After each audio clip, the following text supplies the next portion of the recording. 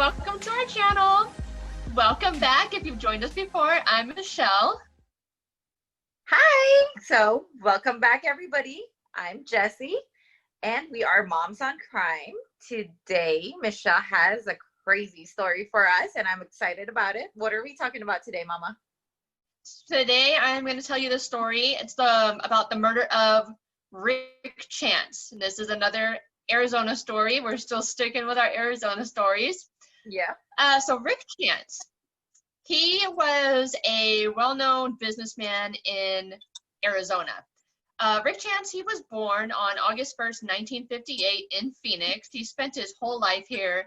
His early years, he spent farming near Tempe, but I mean, way back in the day, Tempe wasn't what it is today, you know? So he started out farming, but everybody that knew him said he always had a larger-than-life personality, and he always had it in him that he wanted to do more. He wanted to be more. So he started his own company. It was called Empire Glass. So Empire Glass, they worked on like vehicle windows and windshields. Windshields was the big thing.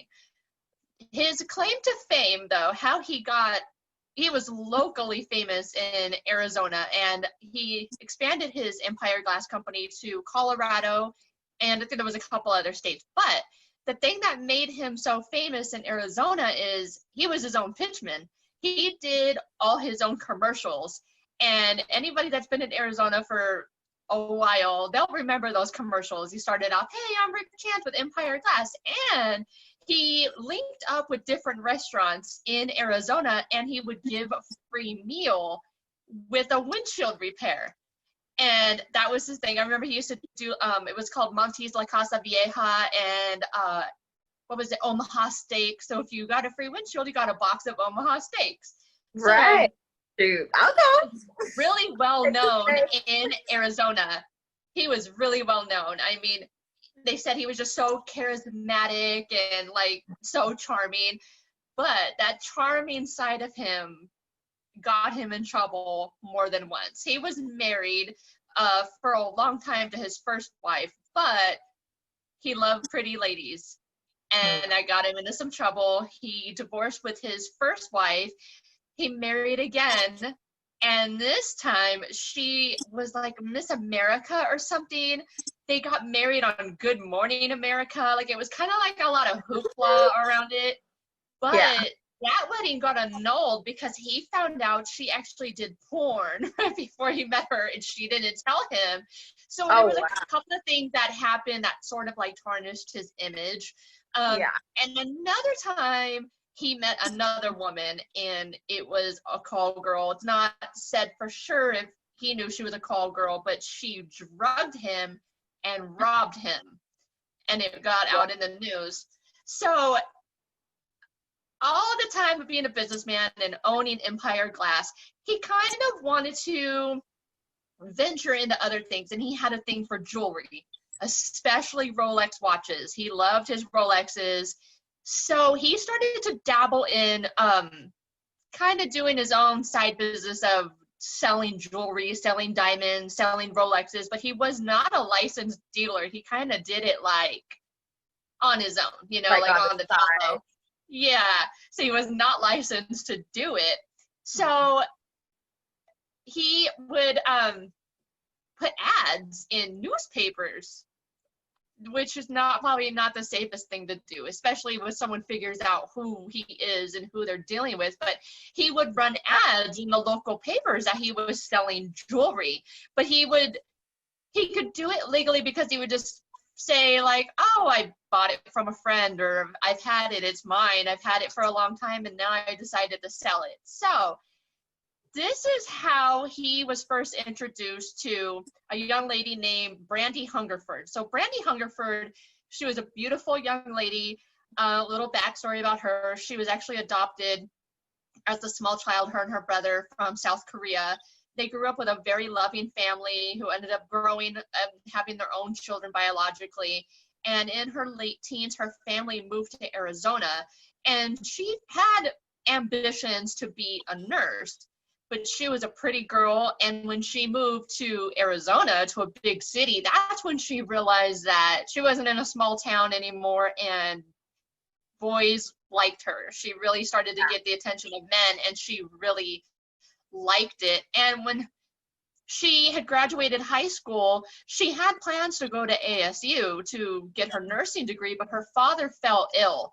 Her father got cancer, and the family needed her to help pay bills. So she actually answered an ad in the paper that said models were wanted.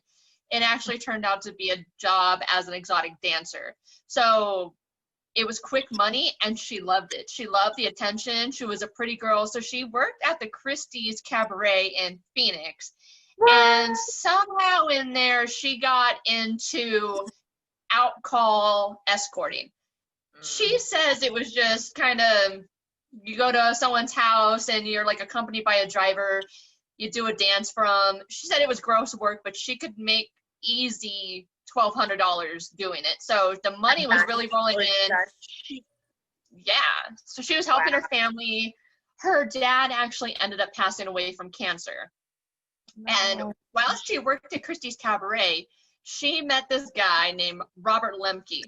Robert Lemke had moved to Arizona from Tacoma. In Tacoma, Washington, he had actually gotten in trouble with the law already. And he was a really good looking guy. And he started to like, you know, he lifted weights and he like bulked up. So he moved here to Arizona, and it was actually back in the day, there was a male, like an all male cabaret. Yeah. So he worked there as an exotic dancer, and he did like kind of escorting stuff too. He went out one night with friends, and he met Brandi at Christie's Cabaret while she was working, and there was like an instant attraction between them. But the relationship is like weird. It's boyfriend, girlfriend, but he had these ambitions of having like his own escort service, so she kind of worked for him. So I don't know, that relationship's kind of weird, right? Yeah. So it's more like a relationship and a business at the same time, because if you're in a relationship, why would you want your partner to do? I don't know. I don't know. I don't think I would do it, but yeah, hey, no. If it works for your relationship, we're not knocking it, right? Nope. If that works for you, it works for you. You do what you gotta do. Pay your bills, right? You boo, but to each its own. I guess. So Robert Lemke wanted all the finer things in life. He loved money. So he got this idea to start robbing people using Brandi as bait. So they started to troll like online or ads in the newspaper. And this is how Brandi Hungerford met Rick Chance. They saw his ad in the newspaper that he had jewelry for sale. So Robert Lemke asked Brandi to meet up with Rick Chance, and they were going to rob him. But actually, it didn't happen right away. She actually met up with him a few times and had dinner and drinks. And the first time that they were supposed to rob him, she went back to Rick Chance's home with him. But she was already high before she went and met him for drinks. She got a little too drunk. So when it came time for her to text Robert Lemke the address, she didn't know where she was. She had no idea where she was. So the plan fell apart that time. But she had a little too much fun. She, from everything I read, they were not the brightest criminals. No, it doesn't seem like it. No, not at all. So I guess she actually kind of like courted him for like 6 weeks, like kind of led him on for 6 weeks. And then terribly on August 8th, she got him to agree to meet her at a hotel in Tempe. They met at the Best Western in Tempe, and they got a room. They went in the room, and she said she did a dance for him, and there was some fooling around. She had lured him in there with the promise of having sex, but he brought $1 million worth of jewelry with him because she told him that she had a friend that wanted to buy jewelry from him. So he had $1 million worth of jewelry with him. Different like assortment of diamonds, like necklaces, Rolex. So her and Robert had a plan. So I asked you, this was during the nighttime? Yeah, it was at night on August 8th. So she did a little dance, got him comfortable, and she said, okay, I'm going to step out in the hall. I'm going to go get myself a cold drink from the vending machine. So she goes out, and that's when she tells Robert, okay, she gives him the signal to go in. So he goes busting in the room with her key card, but Rick Chance tried to fight back, and he tried to get the gun, so he shot him and killed him. And it was never part of the plan. There was never supposed to be anybody that was supposed to get hurt. So Brandi said as soon as she heard the gunshot, she took off running. Right. And he was in there dead. But the weirdest thing to me, nobody reported the gunshot. Nobody heard it? No, nobody reported hearing a gunshot. And I didn't read anywhere that he had a silencer on it or anything. So the next morning. I mean, if you're in a hotel or something, even with a silencer, wouldn't you still hear like something weird? Or even like, you know, like when the body dropped, wouldn't you hear? I mean, I would think you would. I would think you would hear something, but nobody reported hearing any gunshots. No, nothing. So the next morning, you know, he was a businessman and he was very punctual, and he actually had a meeting the next morning and he didn't show up. And right away, they knew something was wrong and they were trying to get a hold of him and he wasn't answering. They went to his home and they saw one of his cars was gone. So his coworkers were actually the first ones to call 911 and report him missing.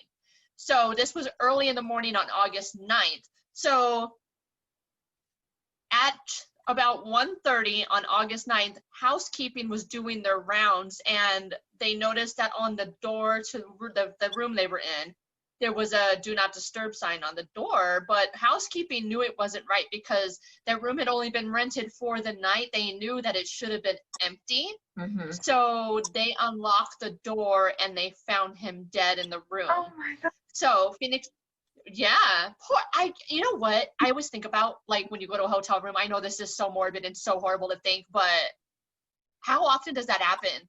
How often are people found in hotel rooms like that? You know, like, poor housekeeping. Like, I feel bad for those women just trying to do their job and like stumble on that. Sure they're like thinking, oh my gosh, another room to clean, but they weren't expecting to find a dead body on the floor.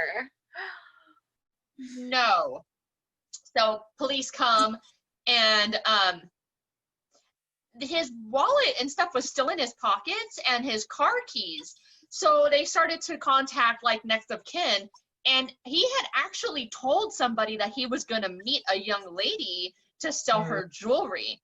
So, you know, the ball kind of started going right away. And I'm not sure how they figured it out, but that's when police figured out that the $1 million where the jewelry was missing. So police looked at surveillance video from when he checked in and they saw him with a pretty young lady. And they released the surveillance footage to the news, and right away they started to get thousands of phone calls. People knew who it was. They identified her as Brandi Hungerford, that she was 26 years old. They gave her all the information about her, that she was a dancer at Christie's Cabaret.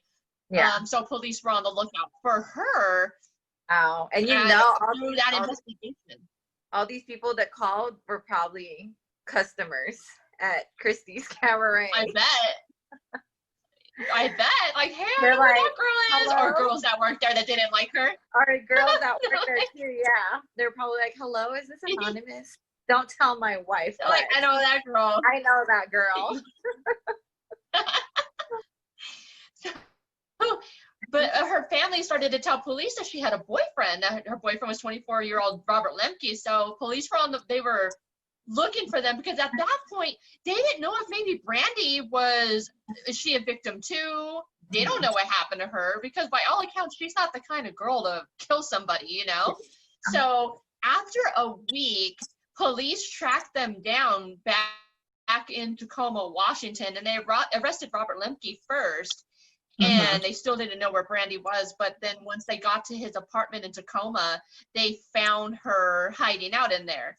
And right away she talked. Right away she told the police, everything, that it was just supposed to be a robbery, that she had set it up, and he wasn't supposed to die. Like, she turned on him right away and was just spilling the beans on him. So they both went to trial, and Brandi ended up pleading guilty. She was at first charged with first-degree murder, but those charges were dropped because she agreed to testify against Robert Lemke. So she was actually convicted of all the other charges, like robbery and facilitating. There's like another charge, like facilitating a crime and where it ends up in murder or something. So she was actually only sentenced to 14 years. She was sentenced in 2006. So she's actually going to come up for parole pretty soon. Pretty soon, yeah. Maybe next year, I guess. Yeah, and then Robert Lemke, he wanted to go to trial. So he went to trial and he was found guilty, and he was sentenced to life in prison for the murder of Rick Chance. Wow. So it's just so sad. Like, I don't know how he didn't know how much danger he was putting himself in. Yeah. Putting ads in the paper like that. Right. And being so well known in Arizona. Like, you could tell you knew who he was. Yeah, and he must be pretty trusting. Like, he's probably thinking, oh, nothing bad's gonna happen, you know. But yeah. And like everything I read, it just said he was like a sucker for pretty girls. He liked pretty girls. He liked to be surrounded by pretty girls, and this pretty girl answered an ad, and that's I think she let him on, and he thought it was going to be something more. Yeah. Does he have kids? Yeah. Or did he? Yeah, he had two. Yeah, he had adult children at the time of his murder. They were adults. Young adults, too. Yeah. Not very old. Yeah. I'm pretty sure. What's the girl? Brandi Hungerford. Or maybe she kind of got manipulated too by her boyfriend. Maybe, they were just probably desperate for money. See? Yeah, I guess he told her, like, oh, we can split the money and you can buy a nice car. Yeah. That's what he told me. Yeah, you can buy yourself a nice car with the money. I'll give you half of whatever we sell. And I guess by the time they found the jewelry, by the time they found them in Tacoma, they didn't even recover all of it. Some of it was already gone, like sold off, and sold already. He didn't even take it to like pawn shops. He sold it to people, like other people. I guess he was smart in that sense. He took it. He didn't go to a pawn shop. He sold it outright. Yeah, but they didn't think about surveillance cameras, like meet up at the hotel. Of course, what were they thinking? There's like cameras everywhere. It had her standing next to him in the lobby, and you could see her like really good standing there with him. And then there was like another shot that they had from like by the vending machines, and that's how he got in the hotel, Robert Lemke, because there was like a side door. And she ran over there and let him into the side door. So they got that on surveillance footage too, of her letting him in. So the police already could see him, like kind of, what he looked like. Yeah. So, police were already piecing it together. As soon as it happened, they were already putting it together. Yeah. And you already know that in that kind of like line of job, like what she was doing, of course, like it's she knows a lot of people, and a lot of people know her, like if I commit a crime, should I commit it here where like a lot of people know me, or should I do it somewhere else? I mean, it's sad to think that first time when they tried to set him up, if she had known where they went, I wonder if maybe it would have, probably not. I guess it probably wouldn't have worked out different. He might have died then. They might have killed him then. And I don't know. Just sad. It's just so sad. Like money. They say money is the root of all evil. And it makes people do things. Yep. It's crazy what people will do just to get money, especially people that want easy money and doesn't want to work hard for, you know. And it's crazy. If she was making at least $1,200 a week, if not more, doing what she was already doing. Yeah, that's what I was Like, gonna say. go to school. Use that money. Go to school. Be a nurse like you wanted. Like, Yeah. It's I like if don't you know. hated, like you hated that job, you know, like how much money, if you're making that much, save up, like you said, go to school or save up, get like a house or, you know, whatever that you need to get you by, and then find another job. Yeah. I mean, I don't knock that kind of work. Like, whatever. You got to do what you got to do to get ahead. Fine. Exactly. But Yeah. when that It's turns like, to robbing and killing people, then no. Yeah. yeah. That is, So that's that's our story, Mama. That's the story of Rick Chance. oh, well, no more free meal. Yeah, and he's the only one that's ever done anything like that kind of advertising. Because I mean, he had to come up out of pocket, you know, and work something out with the restaurants for those free meals, and it worked for him. Everybody said that was like genius marketing on his part, you know. Yeah. I mean, who wouldn't want a free meal while getting my, you know, window Yeah. fixed? Pretty sad. Very, very sad. I remember when it happened. It's sad. Really, really sad. It is. They're always sad. So, I mean, maybe it's a lesson too, like when you're meeting up with somebody, especially now, you know, there's OfferUp, there's Craigslist. Like, make sure that you tell somebody, make sure you tell them, you know, where you're going, like somebody that you trust. And yeah, or always have like he did. ready. Don't be or at least like he totally did. Like, hey, I'm gonna meet this girl. We're going, like, I'm gonna have jewelry. I'm gonna sell her jewelry. Like, yeah, so that's good. you can't trust anybody. No. Sometimes it's a pretty scary world, you know, like you don't want that evil in your head, but then sometimes it's hard not to because of the things that you watch on the news and the things that you read, you know. You have to just assume, you know, it's terrible, but you have to kind of like assume the worst of people, you know. And Sad. it's so sad, like even sometimes like when you want to help out and then you have that thought at the back of your head, like, oh, what if, you know.